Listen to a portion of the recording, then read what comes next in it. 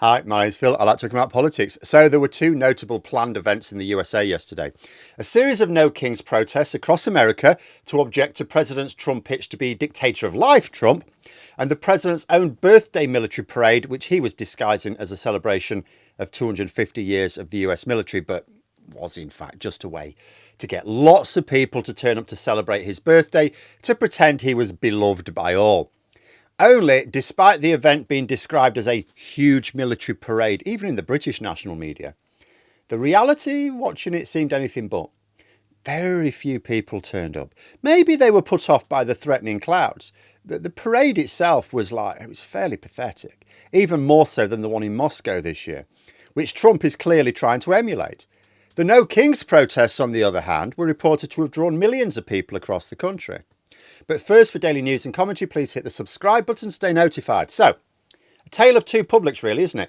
One group of Americans taken to the streets in their millions in order to protest against their country's descent into fascist dictatorship.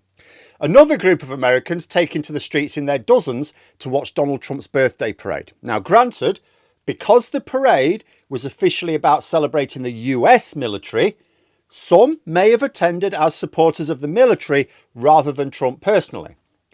But the fact that some non-partisan Americans may have turned up to the parade only makes the pathetic attendance seem even more tragic.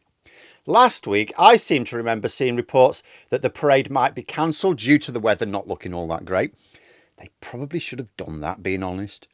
I mean, apart from the lack of any serious-sized crowds, either gathered around the stages or lining the streets for the procession itself, the parade looked pretty miserable. I mean, you don't expect parades of soldiers to be smiling or anything. Also, the odd one give a little wave. But most of them, I mean, if you look at military parades around the world, whether in democracies or dictatorships, they're a lot more focused. We had our own yesterday. It's known as the Trooping of the Colour. It's not a massive affair. It's like, that is a birthday parade. It's openly a birthday parade. It's for the King's official birthdays, not actually born yesterday. But, you know, it's not. See, our monarchs tend to have spare birthdays at the start of summer for this event, specifically because these annual parades have a decent chance, therefore, of not being rained on. Because for some reason, our kings and queens tend to be born in the rainy season, which admittedly is 10 months out of the year. It's not a big dick measuring contest, doesn't involve parading tanks or anything down the mall. It's just few regiments associated with senior royals don their parade colours for a little bit of a spectacle for the crowds, the tourists and so on, then home for tea. Even the Victory Day parade in Moscow looked smarter and sharper. And Putin was struggling a bit for tanks because they've either been nicked by the Ukrainian farmers or are stuck in the mud in Eastern Europe. And no disrespect to the American soldiers taking part in Trump's birthday bash yesterday. Holy crap. I know America isn't really into these sorts of things, so won't be well practiced. I appreciate that. They're more for like militaristic dictatorships like Russia or China, or European monarchies clinging on to the past like the UK. So, yeah, I mean, we've been putting these things on for ages. We know how to make them look photogenic, yeah?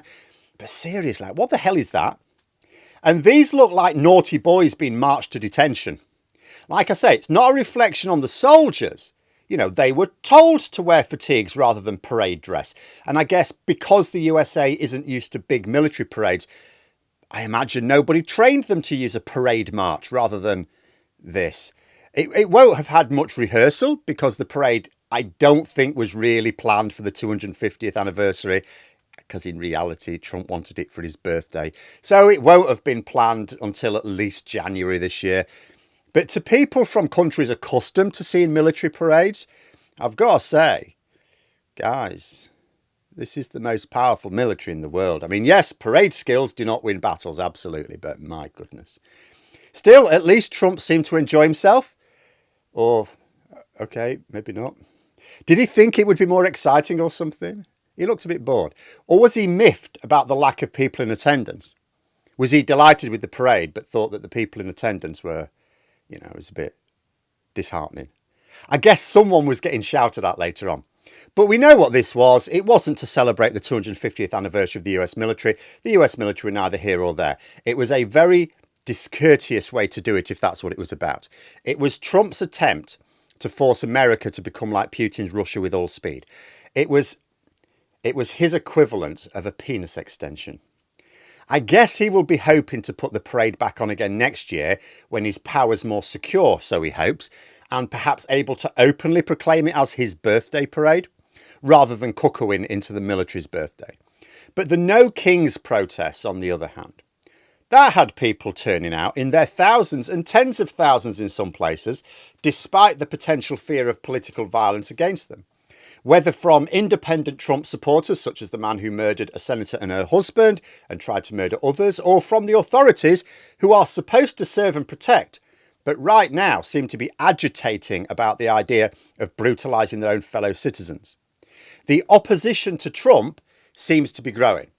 I suppose in his haste, he's risked attacking lots of groups at once. See, normally dictators work more carefully over a period of time. The Nazis, who are the yardstick for all would-be dictators these days, took many years before they really controlled Germany. They targeted small, vulnerable groups over a long period of time, all very carefully planned and meticulously implemented, bringing enough people with them until it was too late. Trump is attempting a very accelerated timetable. And maybe a consequence of that is he's not isolating vulnerable groups of society one by one, but actually causing lots of different groups who may not even really care about one another to come together in common cause against a common foe. And the likes of Florida's Governor Ron DeSantis suggesting that people could legally run over protesters under certain conditions, that is only going to trigger more flashpoints in the future. You know, there is a narrative emerging from Republicans and their supporters that it's fine to take the law into your own hands and inflict violence on your fellow citizens. Some groups will say this has been the case for some of them for some time, right? But it's now been directed at like middle-class white folk in America. Might the speed with which Trump is dismantling American democracy be his undoing? It's not even like he or his team of bandits are particularly competent. They are making a lot of mistakes.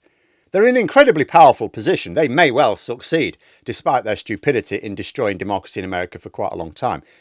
But as he continues to attack lots of different groups in American society, and they push back and they're banding together, could that form a formidable opposition? Maybe there is hope after all. But let me know what you think in the comments below. For more content, you could subscribe to the channel or join for access to streams and behind the scenes updates. Thanks for watching, and until next time, I'll see you later.